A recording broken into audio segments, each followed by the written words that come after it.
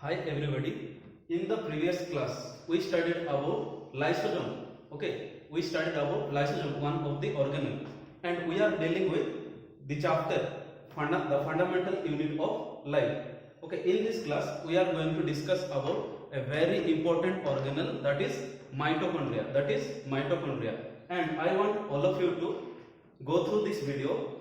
Okay, because in entrance exams they will put more questions on the organelle mitochondria. So I want all of you to go through this video very carefully. Okay, so what is our organelle? That is mitochondria. That is mitochondria. So mitochondria is what? Mitochondria is the powerhouses of the cell. Mitochondria is the powerhouses of the cell. Mitochondria is plural form here. Okay, mitochondria is plural form.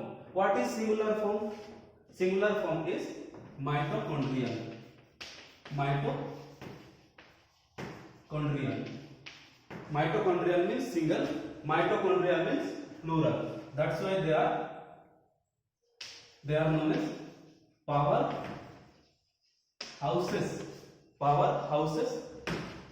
of the cell.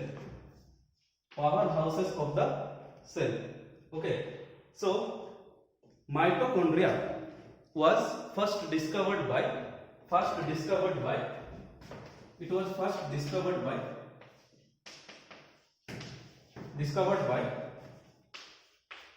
Albert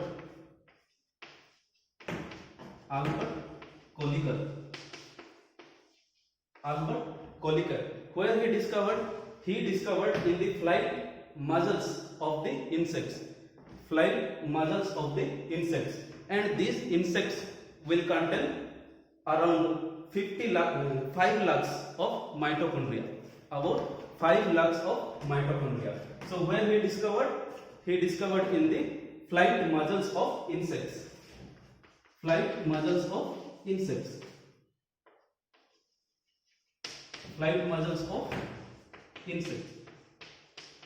And these insects contain how many mitochondria? They would contain around 5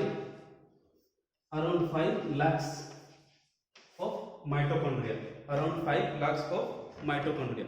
Okay, and before, okay, see, there are 5 lakhs of mitochondria in the flight muscles of insects.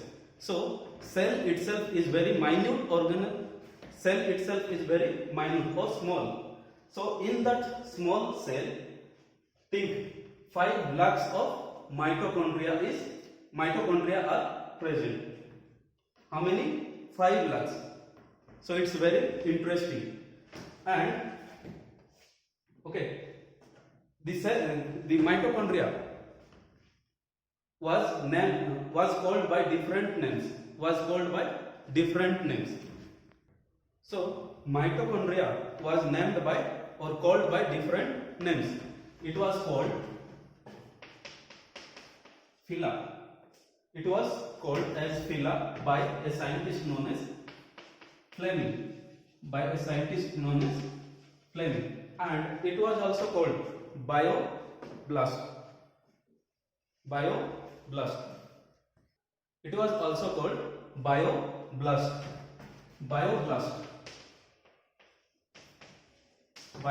by a scientist known as Richard Altman.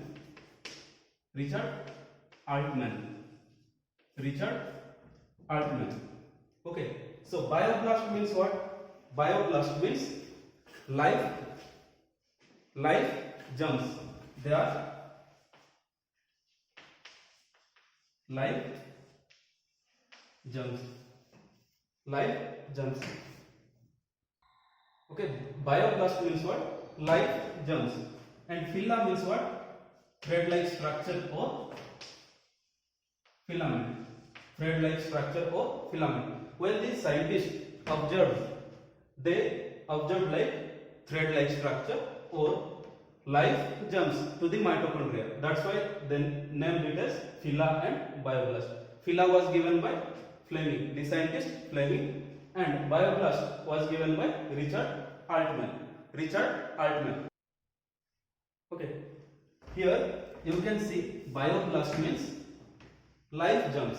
Bioblast means life germs. Germs are the organisms. Germs are the organisms.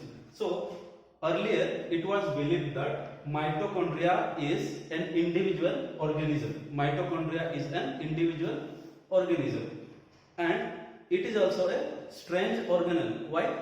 Because it undergoes certain functions like replication of their own DNA, because they have their own genetic material and protein. That's why they undergo replication and they produce their replica. Okay, so mitochondria was known as life germs or individual organism, but they cannot survive when they are separated from the cell, but they are within the cell. That's why they are, later on it was believed that they are just an organelle and they are not an individual organism. Okay, see here, the mitochondria was also called as phyla and bioblast, and later on it was the scientist known as Carl Benda who renamed the organelle as mitochondria. So the term mitochondria was renamed by Carl Benda. Okay, Carl Benda. So these are the points we should note it, because they are the discovery of mitochondria. So mitochondria is having two layers of membrane instead of one. Okay, now I am going to draw it. Okay, mitochondria is spherical or oval in shape. And it is having two layers of membrane instead of one.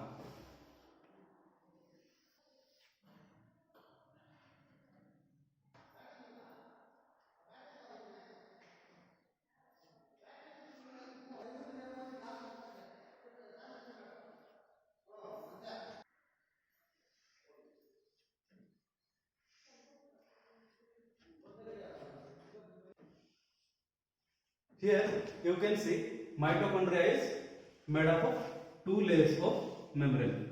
Here the outer membrane and the inner membrane. This is outer membrane and this is inner membrane. So this is outer membrane, and this is inner membrane,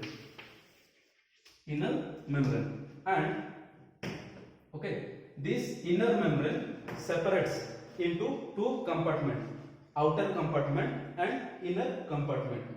Outer compartment and inner compartment is separated by the inner membrane, okay, or outer space and inner space. Now in the inner space or inner compartment, this is known as inner compartment,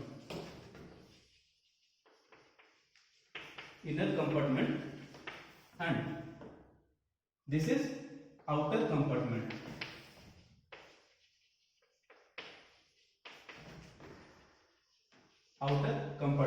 In inner compartment there is gelatinous filaments. There is gelatinous matrix. In inner compartment there is filled with gelatinous matrix, and there is circular DNA present in the inner compartment or in the matrix. Circular DNA, and we find some of the ribosomes scattered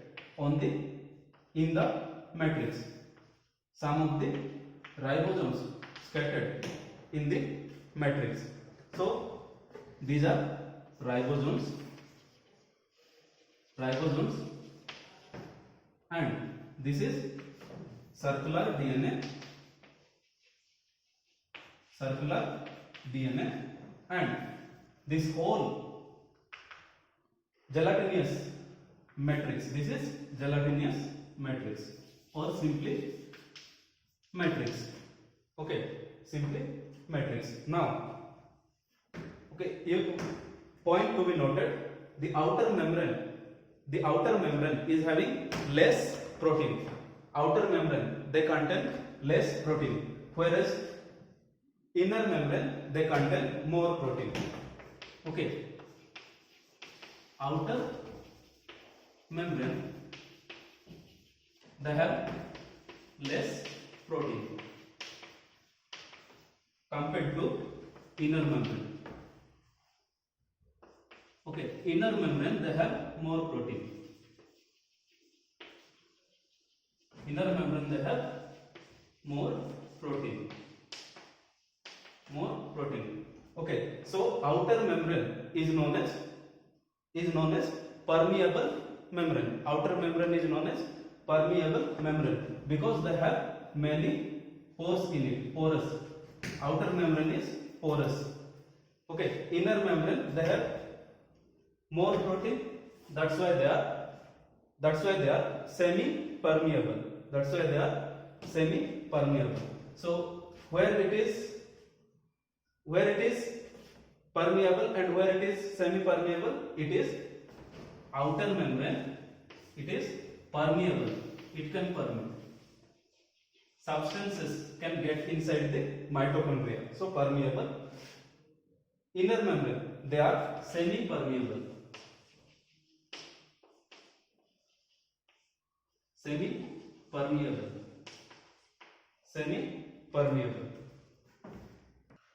Okay, so mitochondria is made up of two membranes here, outer membrane and inner membrane. Inner membrane, they are having many folds. There are foldings in inner membrane. See, these foldings, they are deeply folded. So these foldings are known as cristae.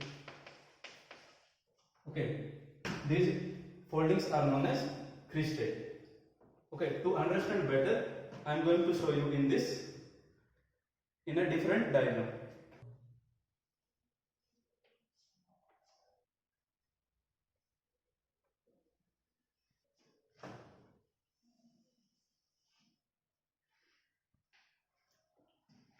Okay, here you can see this is the knob-like structure that are present in the cristae, in the region of cristae, knob-like structure or finger-like structure. Okay, and they are the reason for synthesis of ATP, the energy currency of cell, that is known as what? ATP. So here, this is outer membrane having porous, and this is inner membrane. And these are the knob-like structure. It is having what? Base. This is base, and this is stalk, and this is head. Base, stalk and head. And in the region of head or head region, they have what? ATPase. The enzyme known as ATPase or ATP synthetase.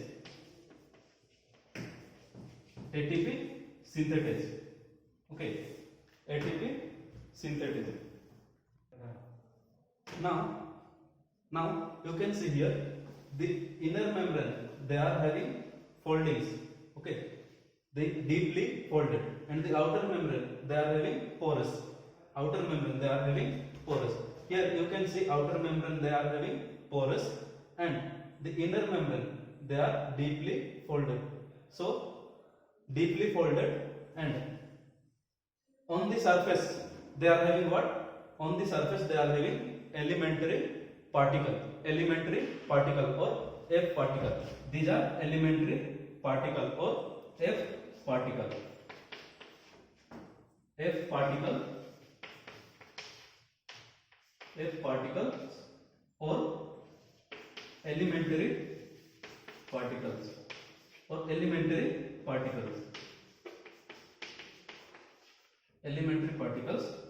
Now this elementary particle is having what? Three structures: base, stalk and head. Base is embedded in the inner membrane. It is embedded in the inner membrane. And stalk and head. Base, stalk and head. Now this head part, they contain what? Enzymes. They contain what? Enzymes like ATP synthetase. In short form, we can say it as ATPase.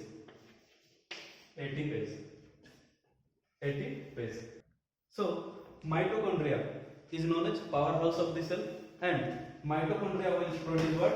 ATP. Mitochondria will produce ATP.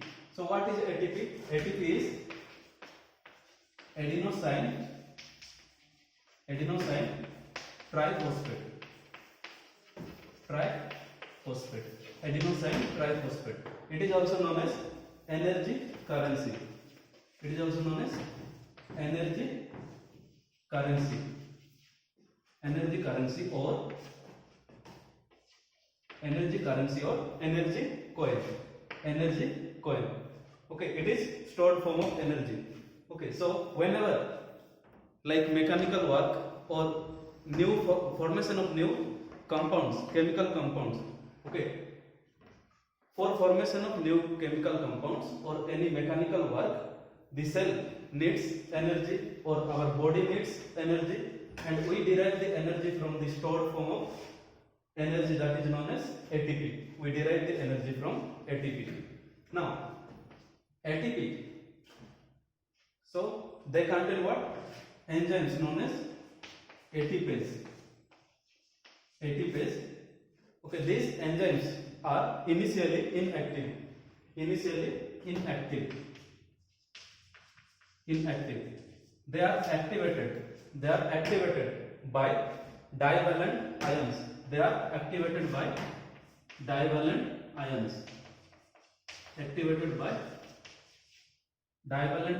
Like magnesium, manganese and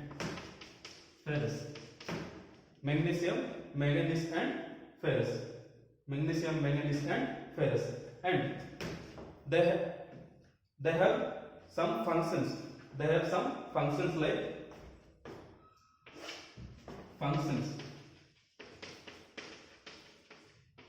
Like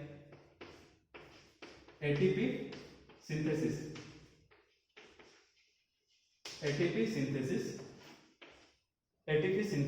and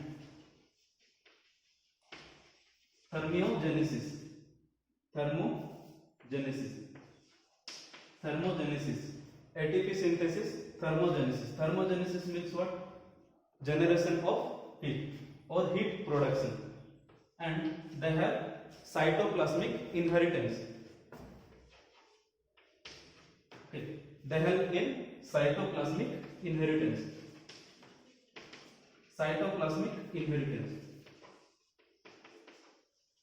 Inheritance what? Inheritance is something that the genetic material they pass from parents to offspring. That is inheritance. So here mitochondria is involved in cytoplasmic inheritance. Okay, that's why it is known as semi-autonomous organelle. That means semi-autonomous organelle. Semi-autonomous means it will it will not follow the rules of the nucleus. It will not follow the rules of the nucleus. It will follow its own rules. That's why it is known as semi-autonomous organelle, and they help in cytoplasmic inheritance. In the inheritance, okay, they will not involve the genetic material from nucleus, only from the cytoplasm. So cytoplasmic inheritance is only under the control of mitochondria and not under the control of nucleus. Okay, and the next function is synthesis of heme.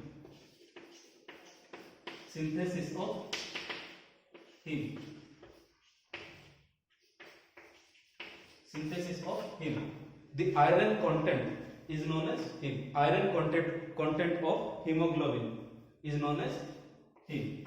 So mitochondria helps to form the iron part of hemoglobin. Hemoglobin is the oxygen carrying pigment or red pigment found in blood. So the heme part or iron part of the hemoglobin is synthesized by mitochondria.